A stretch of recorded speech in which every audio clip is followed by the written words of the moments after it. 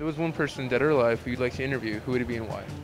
It would probably be Michael Jackson, only because I think he's like the greatest singer and the pop king. So I don't know, like he had awesome moves and What do you think you'd ask him?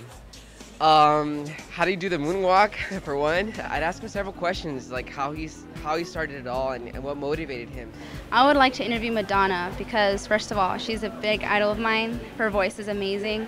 She's also done a couple of movies herself, and she's just awesome. And I looked up to her for such a long time, so I would love to interview her. If there was one famous person, dead or alive, who you'd like to interview, who would it be and why? Okay, Brad Pitt. The reason I chose him is because I really want to know why he chose like Angelina Jolie instead of Jennifer Aniston. I don't know what he likes more about one or the other. I don't know. I just want to know more about it. He said he never cheated on her, like on Jennifer Aniston with Angelina Jolie. But is that true? Like, I don't know. I just want to know that. I would interview Usain Bolt. He's a world record holder for the 100, 200. He runs so fast. He's just amazing. I would interview him. What's his training? How has he gotten so fast? And what are his plans for the future? And how is he going to continue to improve? Are you a runner yourself? Yes, I run for the university. So you would think of him as an idol? Yes, I consider him a personal idol in the sense I look up to him in his performances outside in the athletics world. I'm a huge movie fan, and one of my favorite directors is Stanley Kubrick. And right before Stanley Kubrick died, he released his final film, Eyes Wide Shut. Unfortunately, he died before it hit theaters, before critics could review it. So I'd like to talk to him and see how that was perceived, because a lot of people have a lot of stuff to say about it, whether it's not as good as his past, whether it's too risque.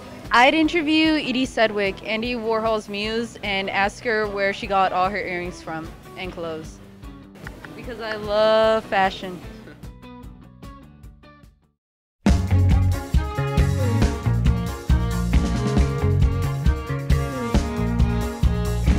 It's a new school year and people are already moving into one of several housing options on campus. There is Heritage and Truxell Hall, which are the first dorms on campus. Unity Hall is the most recent resident hall, and then there is Bronx Village, which are apartment-style housing for students 21 and over. However, not everybody is rushing in to experience student housing. I talked with the new Dean of Students, Dr. Calvin Phillips, about his interest on the matter. The living experience and how it impacts the college experience is that you get an opportunity to be involved with programming that you normally do in a residence hall. Of course, for the university, the benefit is the ongoing development and growing of the student at the university continues because they are here. The other benefit from the university is that you're able to show that you have a better retention rate of the students, that we are keeping them here and they are graduating.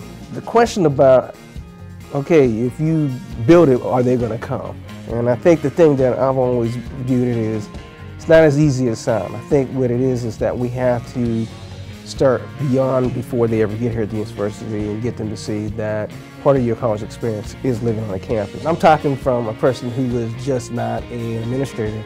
At one point in my life, I was a college student. And for the most part, most of my career, I lived on campus. There were a period that I didn't at the beginning, and it was kind of awkward, but I also understood that when I didn't live on campus at the beginning, I didn't feel the connection to the institution. I didn't feel like I had a relationship with people on the campus because I was only on a short period of time. Once I started living on campus, the aha moment went for me. Matter of fact, my grades increased in terms of my academic standing because, you know, I had people that I was connecting with. They were showing me about programming and the program I was participating. They were giving me ideas of how I could better persist at the institution. Those connections were very powerful. And from once I got that feel, I never left the campus until I graduated from college because I saw how much of a benefit that was for me. So we're working on a marketing campaign to get the information. We're also looking at some ways to work with some of the upkeeps in some of the buildings and get them up to where we would think in terms of standards need to be. I wonder how much college is going to cost.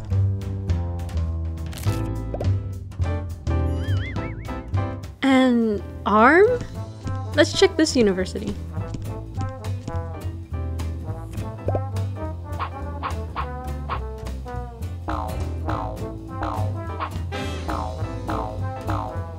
a leg?